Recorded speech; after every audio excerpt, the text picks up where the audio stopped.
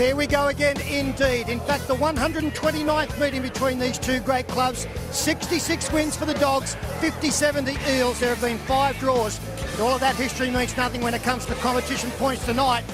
Well, Jared Hayne is at fullback. On the wings, Luke Burt, and Etu Sally comes in for Jordan Atkins.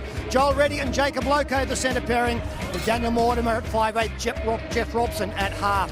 Justin Horrow, Nathan Hindmarsh, the skipper, and Taniela Lasalo make up the back row. With Tim Manor, Casey Maguire back from injury tonight, Fui Moi coming off the bench, Billy Rogers and Shane Shackleton. Mitchell Allgood and Ben Smith in for Carl Webber, coached by Stephen Kearney. Okay, it's been a barren run against Parramatta in recent seasons. They've lost 8 of their last 9, but some new faces this year. At fullback, Ben Barber. On the wing, Steve Turner and Bryson Goodwin. Tim Laffey and Jamal Idris in the centres. Chris Keating and Trent Hodkinson are the halves. David Stagg at lock, Frank Pritchard and the captain Andrew Ryan in the second row, with Aidan Tolman, Michael Ennis and Mickey Payer up front. The interchange, Grant Millington and Corey Payne. Dean Hallertau and Michael Hodgson comes into the side. They are coached by Kevin Moore. They'll lift tonight, no doubt about that. Can they lift high enough as Goodwin about to get us underway? So Canterbury running left-right. Parramatta, gee, Horrow did well. That was a fingertip take by Horrow, the number 13. Well done, Justin. He'll play the ball 22 metres out, and Moi goes ahead. Just inside the 30-metre line for Fui. Casey Maguire, and this is Loco, and draped all over the top of him is Jamal Idris.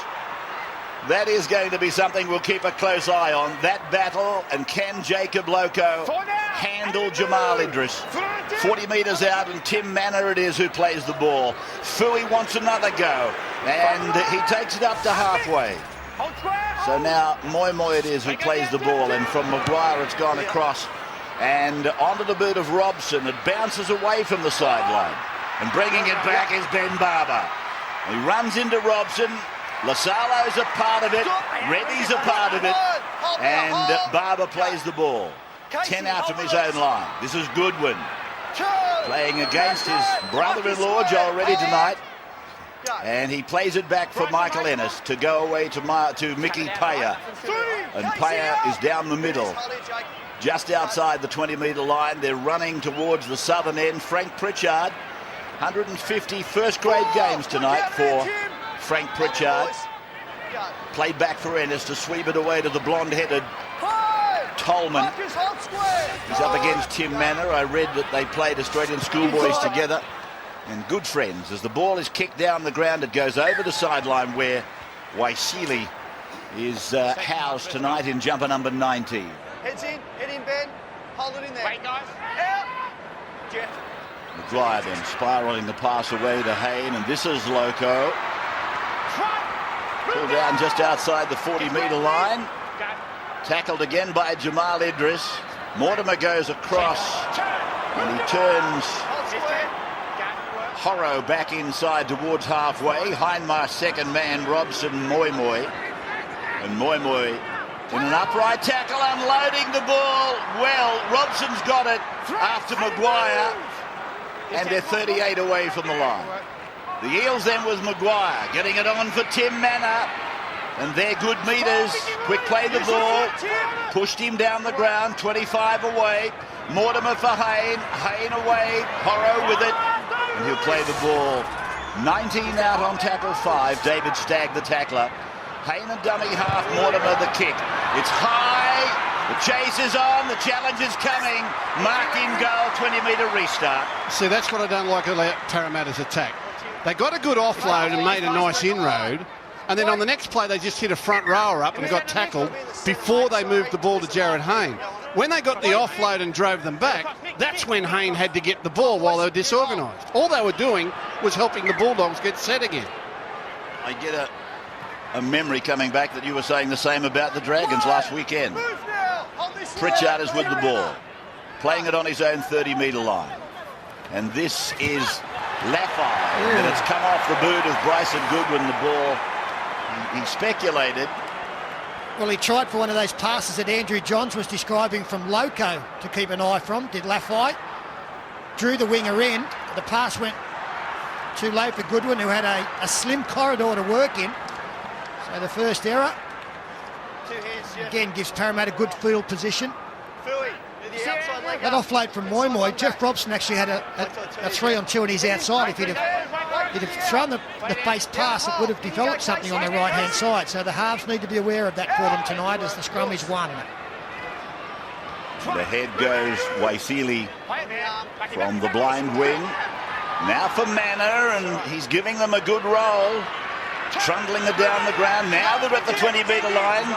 Gus doesn't want the forwards involved. Hindmarsh is there. Moy wanted it. Looking for Hayne. He's out on this left side as Mortimer finds him now. And Hayne brushes. Hayne goes all the way.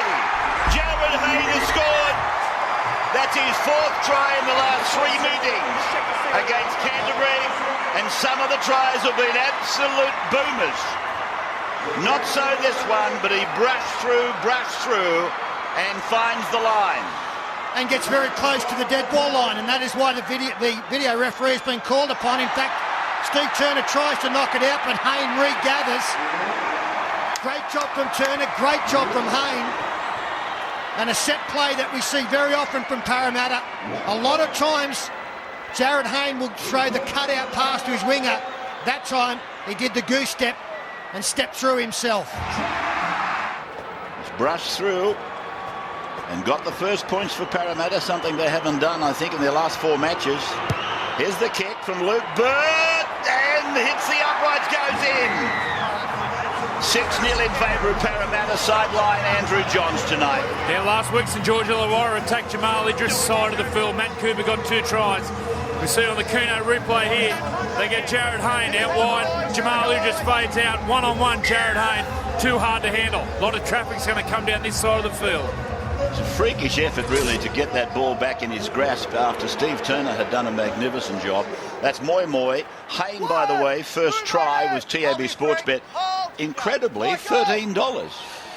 And Kevin Moore, the Canterbury coach, will be very disappointed in the forced pass from Tim Laffey on the far side to Goodwin. They got into trouble last week against the Dragons by making mistakes coming out of their own end, and that was second tackle as Parramatta have done well from the restart. Moy, short offload to Manor, over halfway already. I think it's worth noting too that Tim Manor probably was responsible for laying the foundation for the try more than anybody else. Here's Hayne in again, and a little short ball for Horrow. They benefited off a couple of very good runs from Tim Manor and quick play the balls. Here's Mortimer now going high to that right-hand side. Joel Reddy's over there, and up goes Goodwin. It comes down favourably for Moy, and Moy is grabbed there by Tolman, and they are really backpedaling at the moment, Canterbury. Big kick by Mortimer. Now away goes Casey Maguire. 3 metres out from the line. Pulled down by Frank Pritchard. To the right side then, and Haynes there again. He goes back to find Joel Reddy, and Reddy is a metre from the line and swept away by Lasalo. It's come to Robson, gone to Hindmarsh, got rid of Andrew Ryan. 10 metres out in the middle of the ground. And here's Tim Manor again. Here's Mortimer now. Inside ball for Horrow, and Horrow is able to lay it back. Manor gets it down. Maguire gets it across. Hayne is in there again. Long ball, and it's gone. The corner post is gone anyway. Yeah, great tackle there from Bryson Goodwin. Looked to be in trouble, but he got Waiseli, put his body on the line and pushed him into touch. Well, this is infinitely better from Parramatta. Again, in that set of 6, they were 1 ruck too late in going to that man, Jared Hayne. When they got the turnover from the bomb, he needed to get it straight away on the next play. Casey Maguire ran from dummy half. Defence got set. Hayne didn't have as much to work with. When they scored the try, they got the ball to him straight away. That's the key. It's not how often he gets it, it's when he gets it. In fact, that replay showed us that Waiseli had dropped the football. 4 tackle as Aidan Tolman taken centre field, second tackle. So Ennis with a little flick pass back on the inside for Payer. And from Hodkinson through Ryan, finding Keating, and now Idris. And Idris Beautifully tackled by the boy, the young lad, Jacob Loco. He's only 18, youngest debutant for Parramatta since Jared Hayne in 2006. 18 years and about 241 days, I think, Jacob Loco. As it goes now to Hodkinson, and his kick is charged out. Robson picks it up in an onside position. He's 8 metres on his own side of halfway. I'm not sure it was charged down as much as I think it hit Casey Maguire fair in the head. He certainly staggered after he got hit with it. This is Tim Manor with the ball. Starting props, Manor and Moi Moi, and this is Moi Moi. Down to nearly the 30-metre line. And that's a good call by the referee, held so that nobody can go in and damage those knees and those upright tackles. Ball being played by Jeff Robson. And here's Hayne. He kicks back towards the middle. It'll go dead, will it? Oh! Gee, that was too close for comfort for Ben Barber. And who do you think was sweating on him? Luke Burt. So Canterbury bring it out and play it quickly. And they go down the ground with their halves. Here's Keating now. Keating down to the 30-metre line. Hit from behind by Loco. Good quick thinking by Canterbury. Parramatta didn't get set. Long high ball to Ennis. Floating ball to Pritchard. Pritchard's 18 away from the line. Canterbury then serving it back up to Parramatta. And here is Payer to the 10-metre line. Third tackle. Maguire holding down as long as he could. Hodkinson. Tolman taken abruptly. It was a very good hit. Oh, it was a terrible pass. Moi Moi stopped him in his tracks as it comes away to Hodkinson. Gone to Keating. Second man Barber. Back to Idris, and Idris is 5 away on the last. Turner then. Long and low for Keating to go left foot high. Pressure for Reddy. No pressure for Reddy. One of the safest in the game. If Trent Hodkinson keeps throwing passes like that to his forwards, no one will run off him in future. You can't just sell a teammate a dump like that. There's Hindmarsh now. It was a good effort from the Bulldogs. The perfect example of a quick play the ball being successful. They attacked the side that Parramatta was slow in reforming. It was down this way as Loco again up against Idris, close to the sideline. Reddy did well. The kick just wasn't high enough.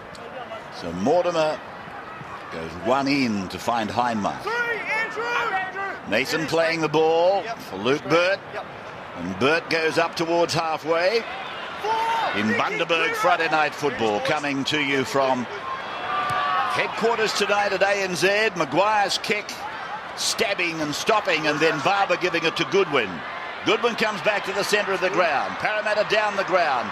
But now Turner's going to run around them. Turner's around Loco, who comes again to run him down. Just inside his own 30-metre line, and Idris passes without hesitation to Goodwin. 12 metres on Canterbury side of halfway. 13 minutes of the game gone. Parramatta 6-0 a try to Hay. From Hodkinson to Stagg, and Ryan has put it down. No use protecting the captain. The criticism is always the same. You've got to expect that you're going to get the football.